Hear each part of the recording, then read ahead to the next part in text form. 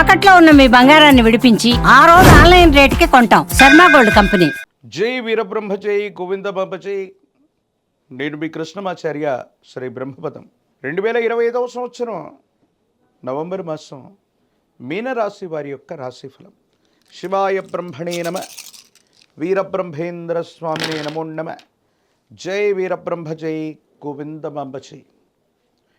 ఒకవైపేమో తీక్షణమైనటువంటి ఏలినాటి శని ప్రభావం, లగ్నంలో శని భగవానుడి యొక్క స్థితిగతులతో పాటుగా వ్యయ స్థానంలో రాహు సంచారమైన స్థితి కొన్ని ఇబ్బందులకి ప్రతిబంధకాలకి కారణమవుతున్నాయి. మానసికమైనటువంటి భావోద్వేగాల్ని నియంత్రించుకోవటం వల్ల అనుకూలవంతమైనటువంటి ప్రభావాన్ని చూపెట్టే అవకాశం ఉంది. వృత్తి, ఉద్యోగం, వ్యాపార సంబంధమైనటువంటి విషయాల్లో అనుకూలత లభిస్తుంది.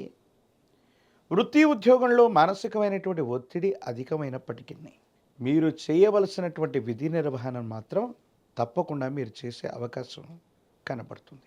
వ్యాపార సంబంధమైనటువంటి అంశాల్లో మాత్రం కొన్ని చిన్న చిన్న ఇబ్బందులు, ప్రతిబంధకాలు ఎదురయ్యేటువంటి అవకాశాలు ఉన్నాయి. కాబట్టి వృత్తి ఉద్యోగాన్ని వదిలిపెట్టి కొత్త ఉద్యోగంలోకి వెళదాం, లేదా కొత్త వ్యాపారంలోకి వెళదాం, కొత్త జీవన విధానంలోకి వెళదాం అనుకుంటే మాత్రం ఇబ్బందులు కలిగే అవకాశం కనబడుతుంది. కొన్ని విషయాల్లో కొత్త మార్పులు చేర్పులు ఏవి చేయకపోవటమే ఉత్తమంగా చెప్పచ్చు. ఎప్పుడైతే తీక్షణమైనటువంటి ఏలినాటి శని జరుగుతూ ఉంటుందో, శని భగవానుడు ఒక నిర్దిష్టమైనటువంటి క్రమశిక్షణతో కూడినటువంటి జీవన విధానానికి నాంది ప్రస్తావన పలుకుతూ ఉంటాడు. ఈ సందర్భంలో కొత్త ప్రయత్నాలు చేయటం వల్ల మనకు కొన్ని ఇబ్బందులు కలగటం, మానసికమైనటువంటి సంఘర్షణ కలగటం, ఏం చేయాలో అర్థం కాక, ఏమవుతుందో తెలియక సంఘర్షణతో కూడిన జీవన విధానంతో మనం ఉంటూ ఉంటాం. కాబట్టి ఈ విషయాల పట్ల తస్మాత్ జాగ్రత్తగా ఉండటం చెప్పదగినటువంటి సూచన. ప్రత్యేకించి వైవాహిక జీవితంలో భార్యాభర్తలకు సంబంధించినటువంటి అంశంలో మూడవ వ్యక్తి యొక్క ప్రమేయం చేత అపోహలు, అపార్థాలు, అపనిందలు వచ్చే అవకాశం ఉంది. ఒకరి వైపు మరొకరికి గౌరవం, ప్రపత్తులు కలిగి ఉన్నప్పటికీ అహంకారపూరితమైనటువంటి ధోరణి వల్ల, లేక అహం దెబ్బతినటం వల్ల బాంధవ్యాలు దూరం అయ్యేటువంటి అవకాశం ఉంది. ప్రత్యేకించి వివాహ సంబంధమైనటువంటి పరిస్థితులు, వైవాహిక జీవితానికి పరితపించే వాళ్ళు, వివాహం కానటువంటి వాళ్ళకి అనుకూలవంతమైన యోగం కూడా ఉంది. సంతానపరమైన అంశాలు బాగున్నాయి. వారికి సంబంధించినటువంటి విద్యా, ఉద్యోగం, భవిష్యత్తు కోసం మీరు చేసే ప్రయత్నాలు సఫలీకృతమవుతూ ఉంటాయి. ప్రత్యేకించి వారికి సంబంధించినటువంటి ఆరోగ్యపరమైనటువంటి అంశాల పట్ల కూడా తస్మాత్ జాగ్రత్తగా ఉండటం చెప్పదగినటువంటి సూచన. సహోదర సహోదరి వర్గానికి సంబంధించిన వ్యక్తులు, ఎంతో కాలంగా మిమ్మల్ని వ్యతిరేకిస్తున్నటువంటి వ్యక్తులు కూడా మీ స్థాయి పెరిగిందనో, వాళ్ళకంటే గొప్పగా ఉన్నారనో వాళ్ళు మళ్ళీ మిమ్మల్ని అనుసరిస్తారు. కానీ కొన్ని విషయాల్లో మీలో ఏవైనా లోపాలు ఉన్నట్టయితే మీ రక్త సంబంధికులు అనుకున్న వాళ్ళు, ఆత్మీయులైనటువంటి వాళ్ళు, తోబుట్టువులు సైతం మీ పరిస్థితులను చూసి వెక్కిరించే అవకాశం ఉంది. అంటే సిద్ధాంతపరమైనటువంటి అంశాలు అవ్వచ్చు, కొంతమంది వ్యక్తుల యొక్క ప్రవృత్తి అవ్వచ్చు.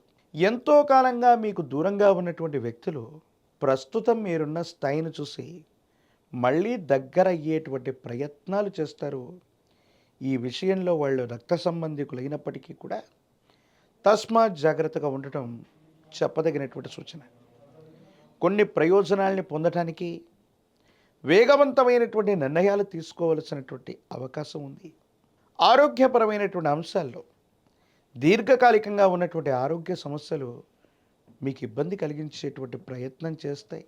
ఎముకలు, కండరాలు, కీళ్లకు సంబంధించినటువంటి ఆరోగ్యపరమైనటువంటి అంశాలు ఏవైతే ఉన్నాయో కొన్ని ఇబ్బందులకు కారణమయ్యే అవకాశం ఉంది. కాబట్టి దీర్ఘకాలికమైనటువంటి ఆరోగ్య సమస్యల పట్ల తస్మాత్ జాగ్రత్తగా ఉండటం చెప్పదగినటువంటి సూచన.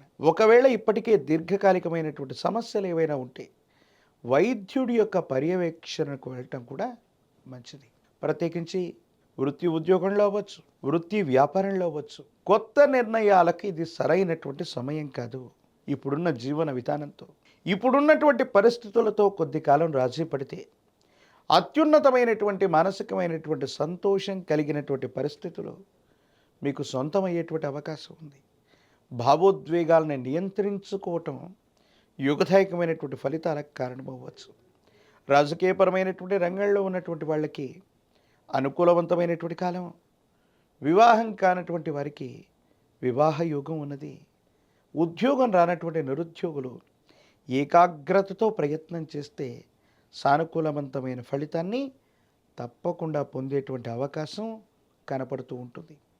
ఏది ఏమైనప్పటికీ కూడా సూర్య భగవానుడి యొక్క ఆరాధన చేయటం, ఆదిత్య హృదయాన్ని పారాయణ చేస్తూ ఉండటం, సూర్య భగవానుడికి నమస్కరిస్తూ ఉండటం యోగదాయకమైన ఫలితాలకి కారణమవుతుంది.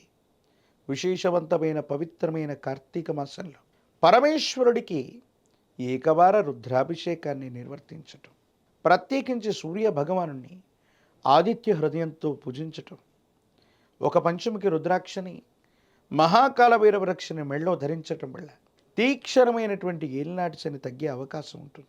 ప్రత్యేకించి అనునిత్యం కూడా తంత్రమాల చూర్ణం చేత స్నానాన్ని చేస్తుంటే సానుకూలవంతమైన స్థితిగతుల్లో జీవితం ఉంటుంది. భవిష్యత్ అంతా కూడా చక్కగా ఉండే అవకాశం కనపడుతుంది.